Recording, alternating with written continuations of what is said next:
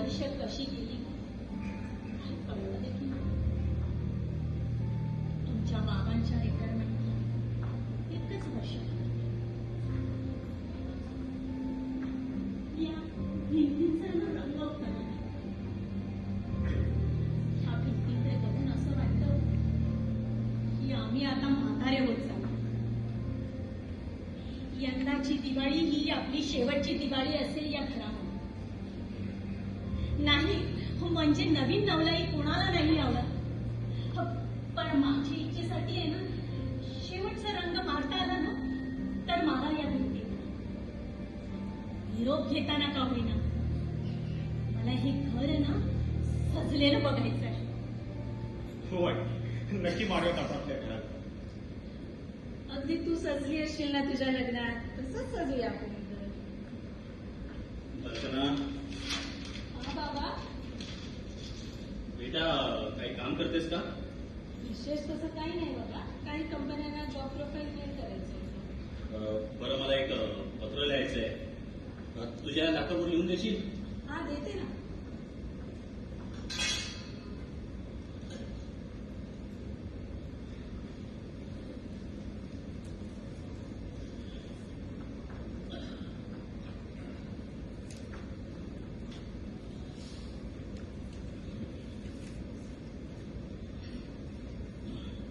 तेच. हा बोल. माननीय मुख्यमंत्री, महाराष्ट्र राज्य, मंत्रालय मुंबई 22. बाबा याच्यावर मुख्यमंत्री वगैरे? अगं गेली 5 वर्ष मी त्या लाईटसाठी इकडे तिकडे खेपा मारतोय, पण कोणी लक्षच देत नाही. आज एका माझ्या कामावाल्या मित्राला मी विचारलं तर त्याने सांगितलं एक मुख्यमंत्र्यांना पत्र लिहून बघा. तू लिह. विषय 1 मे 2017 पूर्वी विजेचे कनेक्शन मिळण्याबाबत. इथेच ना? हा. वरील विषयास अनुसरून मी संतोष असोळकर, राहणार असोळ, बौद्धवाडी, तालुका राजापूर, जिल्हा रत्नागिरी, आपल्या निदर्शनास आणू इच्छितो की मी 2012-13 रोजी गावी एक घर बांधले. त्याचवेळी विजेचे कनेक्शन मिळण्यासाठी अर्ज देखील केला. पास होत नाही ना? नाही. एवढी वर्ष प्रयत्न करून देखील अजूनही विजेचे कनेक्शन मिळाले नाही. शेवटी एका अधिकाऱ्याच्या सांगण्यावरून लवकर काम होण्यासाठी मी त्याला 1.5 लाख रुपये दिले.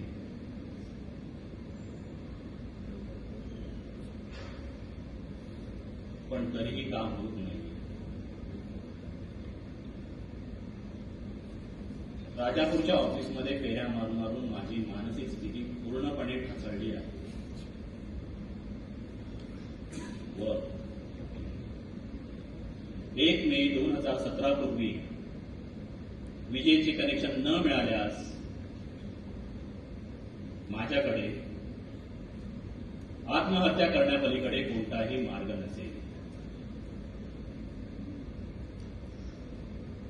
माननीय मुख्यमंत्री, आपण या विषयाकडे लक्ष घालून प्रश्न सोडवाल अशी आशा बाळगतो. आपला विश्वासू संतोष विठ्ठल हासोळकर. हो, हे काय विचार करताय तुम्ही? आता माझ्याकडे दुसरा कुठलाच पर्याय उरलेला नाही. पण असं काय म्हणताय? आई तू थांब. बाबा मला सांगा काय झालं? अगं आज सकाळी मी त्या राजापूरच्या ऑफिसमध्ये फोन केला होता, तर तो फोन उचलल्या अधिकारी माझ्यावरती एकदम रागावून बोलला. तुम्हाला काय सगळं ऐकत हवंय का? मोफत खायची सवय झाली तुम्हाला. आरक्षणाने माजलाय तुम्ही. मला काही समजण्याच्या आधीच तो पुढे बोलला,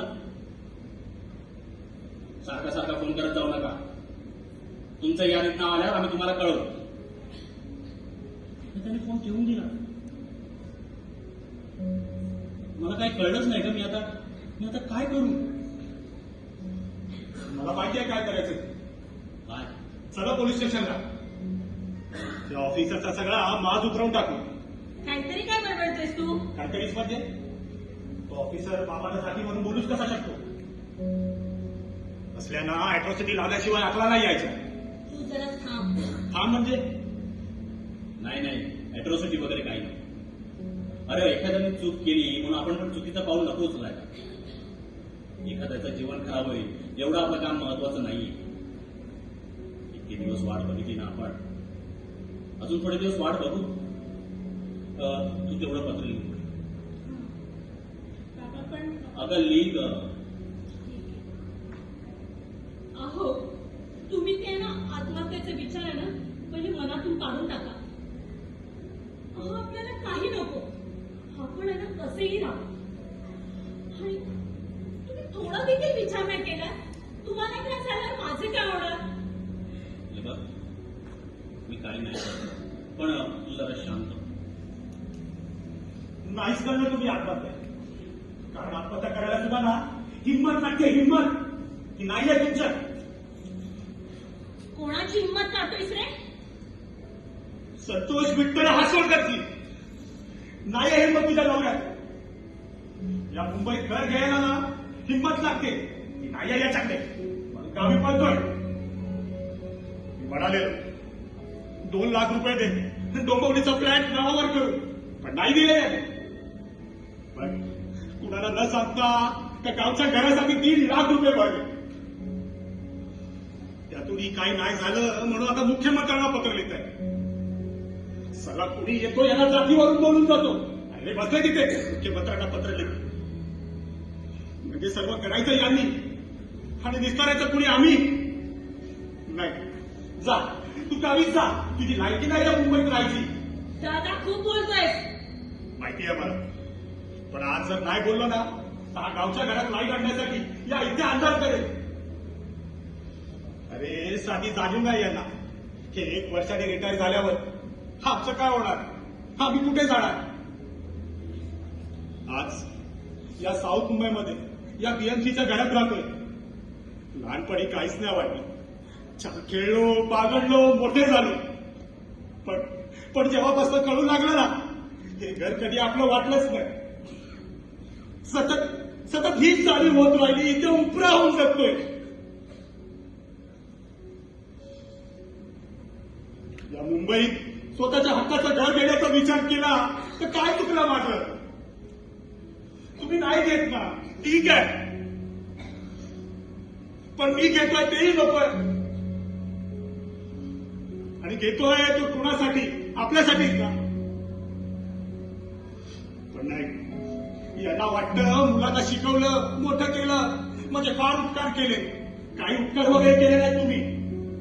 सगळेच आईबाप करतात आपल्या मुलांसाठी. मी काय वेगळं नाही केलं. कळलं ना? सॉरी हर मध्येच बोलतोय. सोडकर चला, काय करत असेल तर जरा पाय मोकळे करून येऊया. तू काय चला चल पाय. आणि मयूर चालू राहू दे तुझं काय चालतंय. हा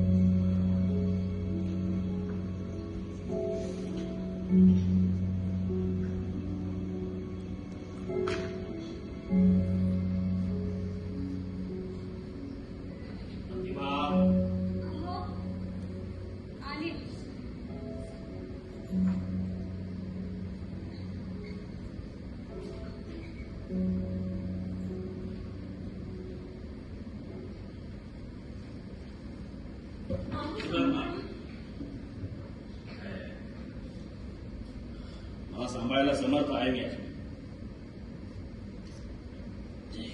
मी कसं मी जेवायला आणते. नाही नकोय. हे कांबळे बरोबर जेवण आलो मी.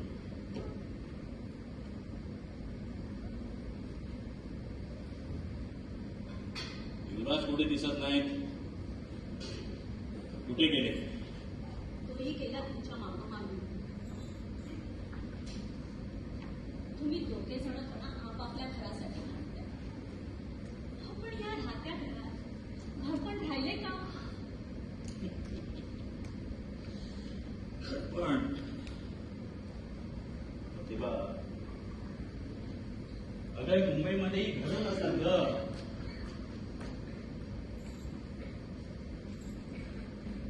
मुंबईमध्ये असतात ते फक्त फ्लॅट आणि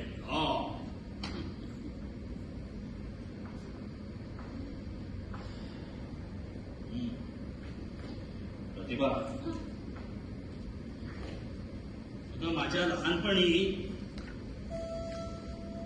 माझ्या गावी गवताचं घर होतं. माझ्या बाबाने गावी मोल मजुरी करून बांधलेलं. धर्मांतर होऊन देखील मारकीची सावली काय पाठ सोडत नव्हती. त्या एवढ्याच्या घरात मी, माझे 3 भाऊ, एक बहीण, असे 5 जण राहायचो आम्ही. गरीब होती पण सुखी होतो आम्ही. माहितीये, कारण दिवसभर मोलमजुरी करून मिळालेलं धान्य घरी आणून शिजवेपर्यंत आई बाबांना रात्र व्हायची. आणि आम्ही सगळी भावंड चुलीजवळ जाऊन आईच्या शेजारी बसायचो. चुलीवरनं उतरलेल्या पहिल्या भाकरीवरती आम्ही सगळेजण एकत्र ताव मारायचो.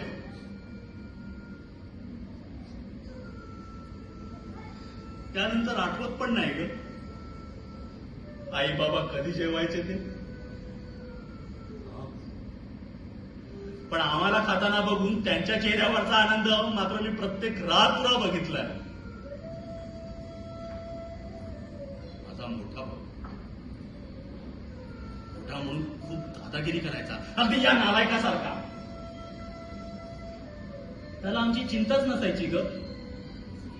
तो एकटाच अर्ध्यापेक्षा जास्त भाकरी खाऊन जायचा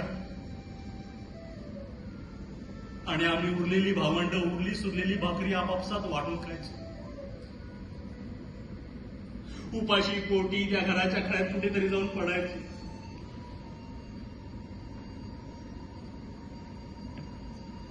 सारवलेल्या जमिनीचा थंडावा पोटातील आग कधी विझवायचा कळायचा देखील नाही. रात्रभर त्या मोकळ्या आकाशातले तारे आम्ही बघत बसायचो. मी तर प्रत्येक चांदणीला मी नाव दिलं होतं. माझी आई यायची, मला प्रत्येक चांदणीची गोष्ट सांगायची.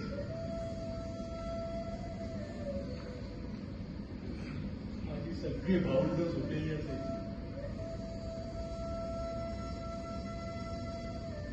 माझ्यासाठी अंगाई घ्यायची. लडवाळू माझा बाळ घेत आकाशात झोखे छान, पान फुला संगे घेता तान, बाळ झोखे घेतो छान.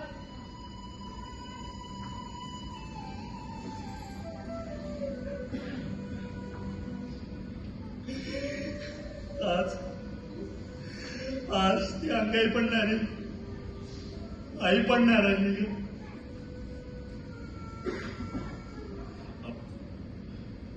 आपण त्या गावच्या घरात आहे ना, आपण दोघे एकटेच असू. माझी पोरं म्हणतात की तुम्ही गावी समशान बांधलंय. पण मी समजून नाही बांधले ग. पण आपण नाही गेलो ना तिथे तर मात्र त्याचं समजण होईल आणि तिथे फक्त आपलीच थडगी उरतील. आंबा काजू पार सुकून जातील. कारण कुणी काळजी घेणार नसेल ना ग तिथे. कोणीतरी काळजी घेणार हवं ना ग. अगं तेवढं एकच तर हक्काचं आहे माझं, त्यालाच सोडून मी कुठे जाऊ? कुठे जाऊ सांग ना, कुठे जाऊ?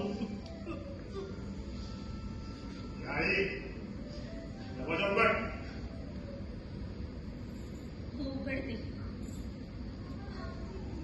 हे थांब थांब, नाही उघडायचा दरवाजा. माझ्या घराला समशान म्हणतात. यांना मुंबई हवी आहे. काय राहून इथे उपडणारच माहिती आहे. चिवटायची चिवटा पण इकडे द्यायचं नाही. चला लाग.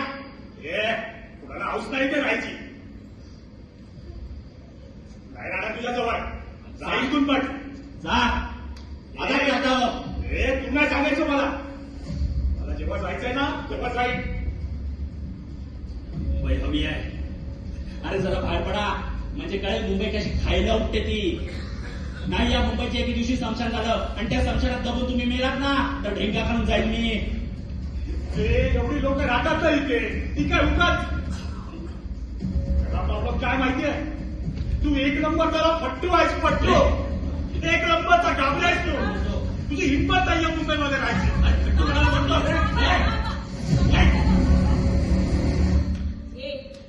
चला असो. लोकांना तमाशा नको. चला असो.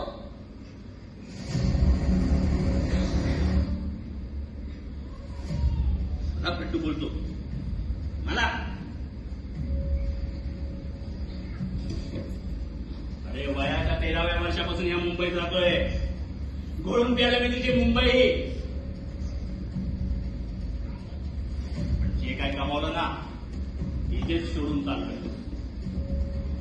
कधी कोणाची गाडी कुठे अडली आहे का संतोष? का तर म्युन्सिपाल्टीमध्ये कामाला.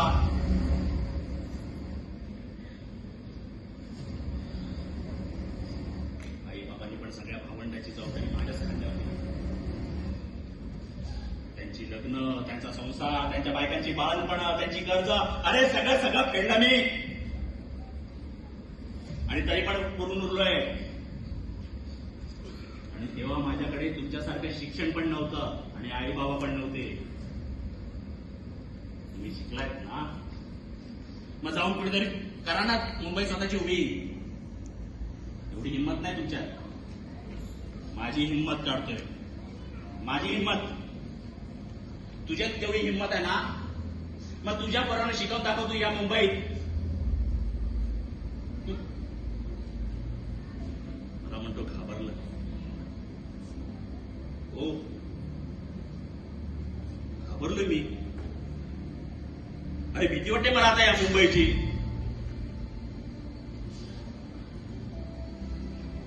घराच्या बाहेर पाऊल टाकलं तरी सगळीकडे ही मोठी गर्दी दिसते.